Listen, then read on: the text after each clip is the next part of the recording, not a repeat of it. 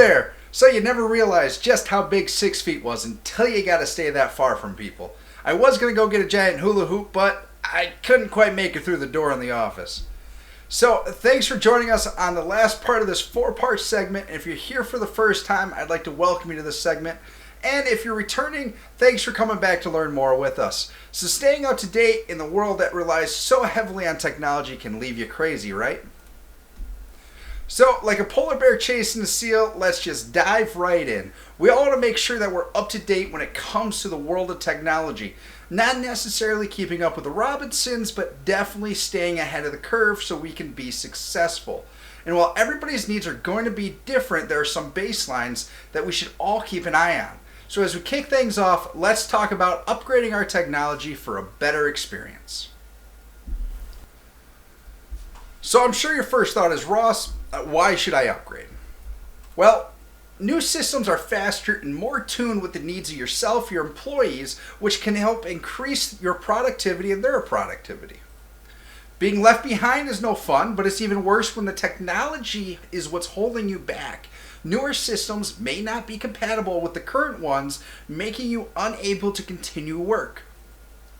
And we all like to save money. Newer technology often uses less power, will reduce repair costs as older systems continue to have more issues. So you're preparing to upgrade some of your systems. The question is, what exactly should you upgrade? So you want to start by identifying any equipment that's no longer working with your systems or reducing efficiency.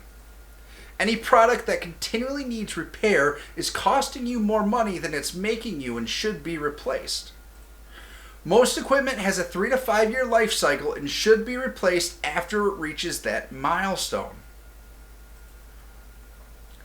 So now that you've gotten rid of all your faulty equipment, what product should you buy first? Upgrading your network is one of the key components to a better workspace. Even if you upgrade all your devices, if the network can't handle them, then they're doing you no good.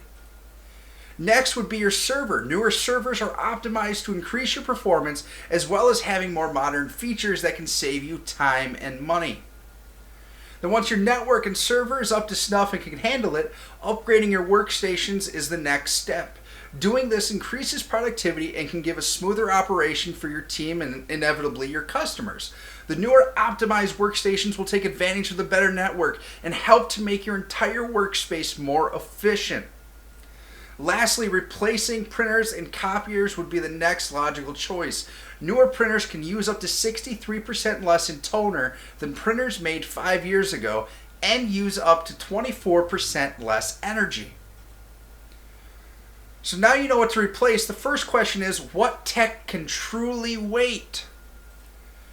First would be network cabling. Unless there's defects in your Cat 5 or Cat 6 cables, the cable itself should be fine and can be tested, then only replaced if actually necessary. Second are items such as monitors. While they can be more visually appealing and helpful, especially for your customer-facing monitors, if they aren't having issues, then these can wait. Lastly, the peripherals such as your mouse, your keyboard, and other input devices often are completely suitable for today's technology and can wait to be replaced until they just no longer work. So now that you've decided you're ready to make the upgrades to your system, who should you go for product recommendations? Well, the first question you have to ask yourself is, who is going to install these products? Is it you? Maybe it's in-house IT? Or you pick up the phone and call your local MSP. It is key once you've decided who's going to install these new products to sit down with them to get recommendations and make a plan. So Ross, what's the worst that can happen if I don't upgrade? Well, first would be the potential slowing down of your performance, not only with the slowing of the processes themselves, but also the slowing of your production. Next would be an increase of compatibility issues. While the world progresses, older equipment and programs may lag behind or not be compatible with other programs outside your organization. Lastly, as products become older, they require more service, increasing the cost of upkeep. Wait, what time is it? Oh, It's not hammer time, it's quiz time. And no, you don't have to answer in the form of a question. We'll save that for that other show. So, what are the 3 reasons to upgrade your tech? I hope you said to increase your productivity, stay compatible, and reduce your costs. So, true or false, most tech has a 10-year life cycle. False, most technology has a 3 to 5 year life cycle of effective use. What is the first thing you should do after deciding who will install your new technology?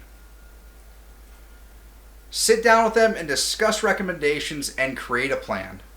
Well, that's the quiz for this segment. How did you do?